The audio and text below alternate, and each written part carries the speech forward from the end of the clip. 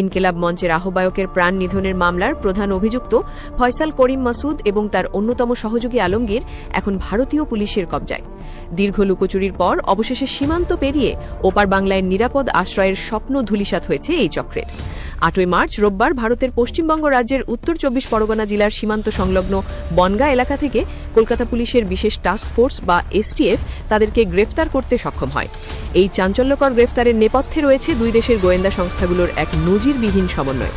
নির্ভরযোগ্য সূত্রগুলো দাবি করছে বাংলাদেশের প্রতিরক্ষা গোয়েন্দা মহাপরিদপ্তরের পক্ষ থেকে অত্যন্ত নির্ভুল ও সুনির্দিষ্ট তথ্য প্রদানের পরই ভারতীয় আইন শৃঙ্খলা রক্ষাকারী বাহিনী এই সাঁড়াশি অভিযান পরিচালনা করে।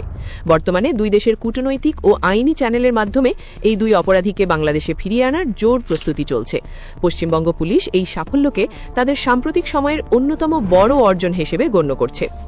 গোয়েন্দা সূত্রে পাওয়া চাঞ্চল্যকর তথ্য অনুযায়ী বাংলাদেশের প্রতিরক্ষা গোয়েন্দা মহাপরিদপ্তরের নবনিযুক্ত মহাপরিচালক সম্প্রতি ভারত সফর করেন।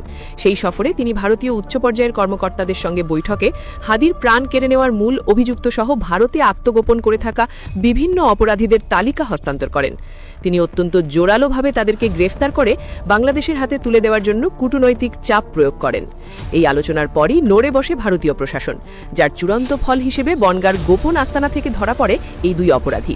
ভারতের মাটিতে গ্রেফতার হওয়া এই দুই অভিযুক্তকে গত ৮ই মার্চ রোববার কলকাতার বিধাননগর আদালতে হাজির করা হয়।